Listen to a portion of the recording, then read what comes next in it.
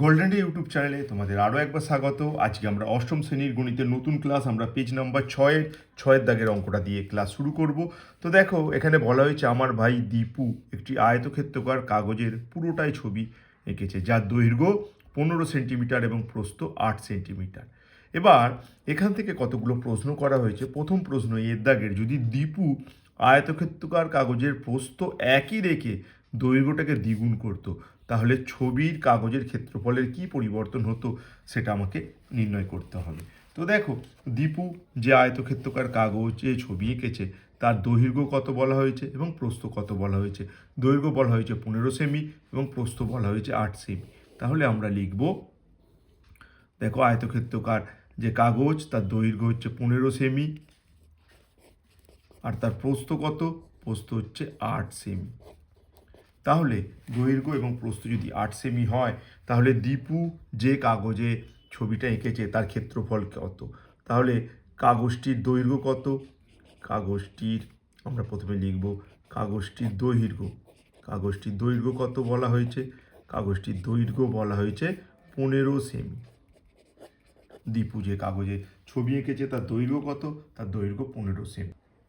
আর প্রস্থ কত, প্রস্থ খেয়াল করো, প্রস্থ হচ্ছে 8 সেমি। তাহলে কাগজটির ক্ষেত্রফল কত, অতএব কাগজটির প্রস্থ 8 সেমি, কাগজটির ক্ষেত্রফল।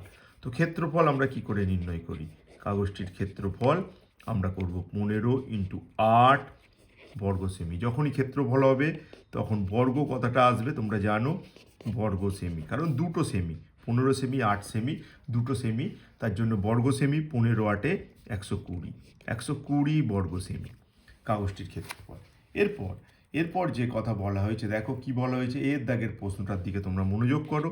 এর দাগে কি বলা হয়েছে, যদি দীপু কাগজের প্রস্থ একই রেখে দৈর্ঘ্য দ্বিগুণ করত, তাহলে দৈর্ঘ্য দ্বিগুণ করলে কি হচ্ছে, দেখো দৈর্ঘ্য দ্বিগুণ করলে, দৈর্ঘ্য দ্বিগুণ করা হলে কি ঘটবে, দৈর্ঘ্য দ্বিগুণ করা হলে, দৈর্ঘ্য যদি দ্বিগুণ করা হয় তাহলে দৈর্ঘ্য কত হবে, দৈর্ঘ্য আগে যা ছিল, দৈর্ঘ্য তো আগে ছিল 15 সেমি, তাহলে দ্বিগুণ মানে দৈর্ঘ্য কত হবে, দৈর্ঘ্য নতুন দৈর্ঘ্য কত হয়ে যাবে, নতুন দৈর্ঘ্য 15 × 2। দ্বিগুণ করার অর্থ 2 দিয়ে গুণ করে ফেলা, তার জন্য হয়ে গেল 30 সেমি।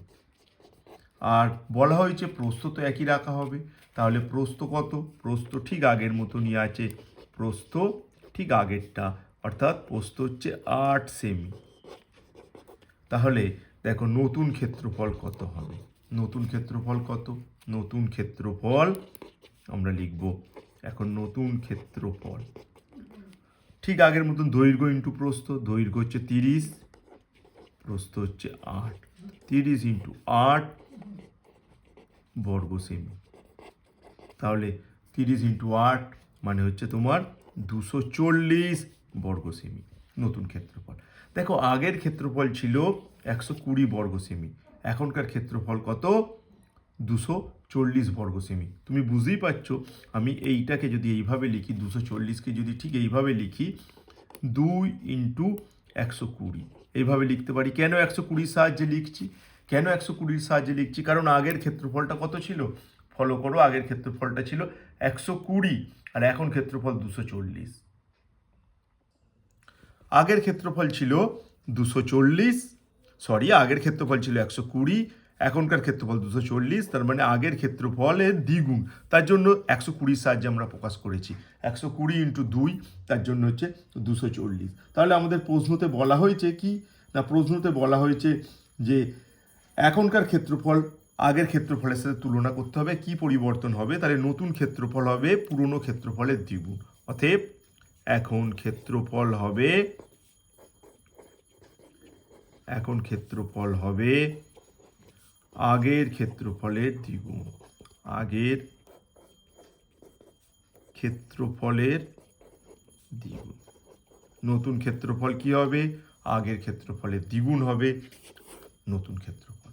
তো নিশ্চয়ই বুঝতে পেরেছো। আমরা দেখে নেব এই প্রশ্নটি বিয়ের দাগে কি রয়েছে। তো দেখো বিয়ের দাগের কি রয়েছে, চলো আমরা দেখি। এরপর আমাদের বিয়ের দাগের অঙ্ক আমরা দেখব, যদি দীপু তার ছবির কাগজের দৈর্ঘ্য একই রেখে প্রস্থ দ্বিগুণ করে, তাহলে ছবির কাগজের ক্ষেত্রফলের কি পরিবর্তন হবে সেটা আমাদের হিসেব করতে হবে। তো এখন বিয়ের দাগের অঙ্কতে কি করা হবে? বিয়ের দাগের অঙ্কে আমাকে কিন্তু দৈর্ঘ্যটাকে একই রাখবো, প্রস্থকে দ্বিগুণ করব। তো তাহলে কি হবে সেটা আমরা দেখে নেব। তাহলে এখন আমরা কি বলবো? দৈর্ঘ্য একই রেখে, আমরা দৈর্ঘ্য কিন্তু একই রাখলাম, দৈর্ঘ্য একই রেখে কি দ্বিগুণ করা হবে? দৈর্ঘ্য একই রেখে প্রস্থ দ্বিগুণ করা হলে, প্রস্থ দ্বিগুণ করা হলে কি ঘটবে? দৈর্ঘ্য একই রেখে প্রস্থ দ্বিগুণ করা হলে কি ঘটবে সেটা আমরা দেখব। তো দেখো, যদি দৈর্ঘ্য একই রেখে প্রস্থ দ্বিগুণ করা হয়, দৈর্ঘ্য কত হবে? দৈর্ঘ্য হবে, দৈর্ঘ্য সমান কত হবে? দৈর্ঘ্য সমান হবে তোমার আগের যে দৈর্ঘ্য ছিল অর্থাৎ 15 সেমি। আর প্রস্থ কত হবে? প্রস্থ হবে, প্রস্থ কত হবে? প্রস্থ দ্বিগুণ হবে, আগে ছিল 8, তাহলে এখন হবে 8 ইন্টু 2 সেমি, অর্থাৎ 16 সেমি। তাহলে দেখো, দৈর্ঘ্য হলো 15 সেমি, প্রস্থ হলো 16 সেমি, তাহলে এখন ক্ষেত্রফল কত? এখন ক্ষেত্রফল, এখন ক্ষেত্রফল কত হবে বলো? এখন ক্ষেত্রফল হবে দৈর্ঘ্য ইন্টু প্রস্থ, অর্থাৎ 15 ইন্টু 16 বর্গ সেমি, 15 ইন্টু 16 বর্গ সেমি। আর 15 ইন্টু 16 বর্গ সেমি যদি আমরা করি, 15কে 16 দিয়ে গুণ করতে হবে আমাকে, 15 ইন্টু 16, তো গুণ করলে এখানে 90, এখানে 15, অর্থাৎ 042, আবার 240 বর্গ সেমি। আবার কত হলো? আবার এখন ক্ষেত্রফল হলো 240 বর্গ সেমি। তো দেখো, প্রথমে একেবারে শুরুতে ক্ষেত্রফল কত ছিল? শুরুতে তো ক্ষেত্রফল ছিল, তোমরা জানো যে শুরুতে ক্ষেত্রফল ছিল কত? না, শুরুতে ক্ষেত্রফল ছিল 120, এখন হয়েছে 240। তার মানে এটাকে যদি আমরা 120 সাহায্যে প্রকাশ করি, 2 ইন্টু 120 বর্গ সেমি, তাহলে আমরা কিন্তু বলবো আবার ক্ষেত্রফল, এখনও ক্ষেত্রফল কিন্তু একেবারে প্রথমে যে ক্ষেত্রফল ছিল তার দ্বিগুণ হবে। তাহলে আমরা আবার বলবো, অতএব এখনকার ক্ষেত্রফল, এখনকার ক্ষেত্রফল প্রাথমিক ক্ষেত্রফল, মানে প্রথমে যে ক্ষেত্রফল ছিল প্রাথমিক ক্ষেত্রফলের দ্বিগুণ, দ্বিগুণ হবে। তো এরপরে আমরা দেখব এখানে সি এর দাগে কি বলা হয়েছে সেটা আমরা দেখে নেব। সি এর দাগে কি বলা হয়েছে? যদি দীপু তার ছবির কাগজের দৈর্ঘ্য এবং প্রস্থ উভয়ই দ্বিগুণ করত, তাহলে ছবির কাগজের ক্ষেত্রফল এ নম্বর ছবির কাগজের ক্ষেত্রফলের কত গুণ হতো সেটা হিসেব করতে হবে। তাহলে এরপরে আমরা যেটা করব, দৈর্ঘ্য প্রস্থ দুটোই কিন্তু দ্বিগুণ করে ফেলব।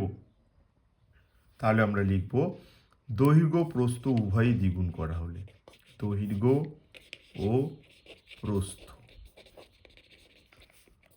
উভয়কেই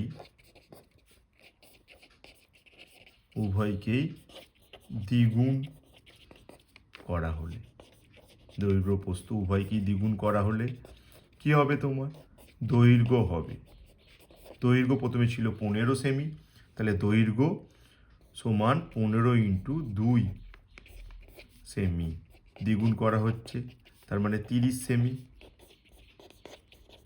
আর প্রস্থও দ্বিগুণ করা হচ্ছে, প্রস্থ ছিল 8, তাই 2 গুণ করলে তোমার কত হবে?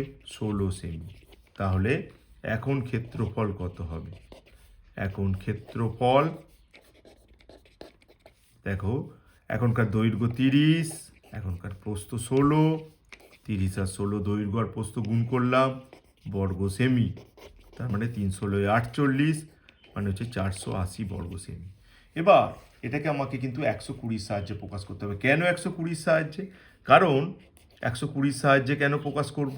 কারণ 120টা ছিল এ নম্বর ক্ষেত্রফল, মানে প্রথমের ক্ষেত্রফল, প্রাথমিক ক্ষেত্রফল বা 1 নম্বর দাগের ক্ষেত্রফল।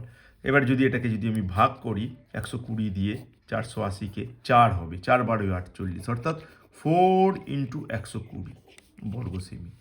তার মানে এই যে প্রাথমিক ক্ষেত্রফল বা 1 নম্বর অঙ্কের যে ক্ষেত্রফল তার 4 গুণ হবে। এখনকার ক্ষেত্রফল হবে কি হবে, এ নম্বর অঙ্কের ক্ষেত্রফলের কত বলো, ক্ষেত্রফলের 4 গুণ। এ নম্বর অঙ্কের ক্ষেত্রফল ছিল 120, তার 4 গুণ হয়েছে এটা, তাই জন্য আমরা লিখব এখন ক্ষেত্রফল হবে এ নম্বর ক্ষেত্রফলের 4 গুণ। ঠিক এটাই আমাদের জানতে চাওয়া হয়েছে সি এর দাগের অঙ্কে। তো আমরা সি এর দাগের অঙ্ক ঠিক এইভাবে করে ফেললাম যে এ নম্বর অঙ্কের যে ক্ষেত্রফল তার 4 গুণ হবে এখনকার ক্ষেত্রফল, যদি দৈর্ঘ্য এবং প্রস্থ উভয়কে আমরা দ্বিগুণ করে ফেলি। তো এখানে আরও একটা অঙ্ক বলা হয়েছে এই 5 নম্বর দাগে ডিতে কি বলা হয়েছে, ডিতে কি বলা হয়েছে আমরা দেখে নেব। দেখো ডি এর দাগের বলা হয়েছে কিন্তু দীপু যদি তার ছবির কাগজের দৈর্ঘ্য এবং প্রস্থ উভয়কেই অর্ধেক করত, তাহলে ছবির কাগজের ক্ষেত্রফলের কি পরিবর্তন হবে হিসেব করতে হবে।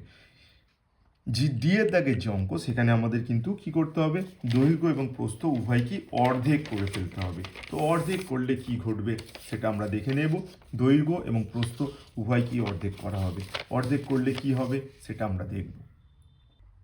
তাহলে আমরা কি করব, দৈর্ঘ্য প্রস্থ উভয়কেই অর্ধেক করলে আমরা লিখব, হেডিং করব দৈর্ঘ্য ও প্রস্থ, দৈর্ঘ্য ও প্রস্থ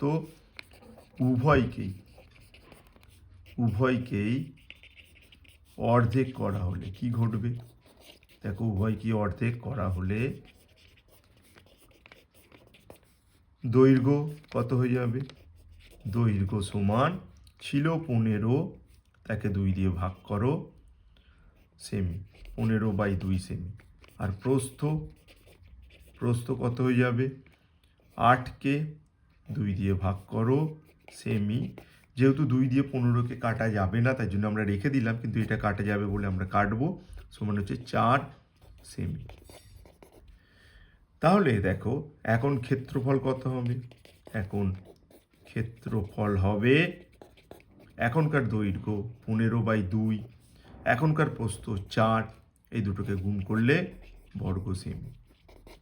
তো দেখো এটাকে যদি কাটি 2 2 4 মানে 15 দুগুণে 30 বর্গ সেমি। দেখো প্রথমে ক্ষেত্রফল কত ছিল, প্রথমে ক্ষেত্রফল ছিল 120। এবার যদি তুমি 120কে 4 দিয়ে ভাগ করো, 3 4 12, তাহলে এই ক্ষেত্রফলটা পাচ্ছ। অর্থাৎ প্রথমের যে ক্ষেত্রফল 120 তাকে আমরা 4 দিয়ে ভাগ করলে এই 30কে পাচ্ছি। তার মানে আমরা বলবো এখনকার ক্ষেত্রফল কি হবে, একেবারে প্রাথমিক যে ক্ষেত্রফল ছিল 120 বর্গ সেমি তার 1/4। অতএব আমরা উত্তরে কি লিখব, এখনকার ক্ষেত্রফল প্রাথমিক ক্ষেত্রফলের কি লিখব, প্রাথমিক ক্ষেত্রফলের 1/4,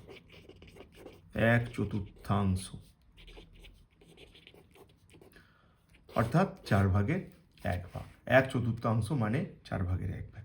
এইভাবে আমরা 5-এর দাগের অঙ্কটা করে ফেললাম। তো 5-এর দাগের অঙ্কের পর আমরা দেখে নেব যে 7-এর দাগের অঙ্কে কি বলা রয়েছে। 5-এর দাগের নয় 6-এর দাগের অঙ্ক আমরা করলাম, তাই আমরা এখন দেখে নেব 7-এর দাগের অঙ্কতে কি বলা হয়েছে।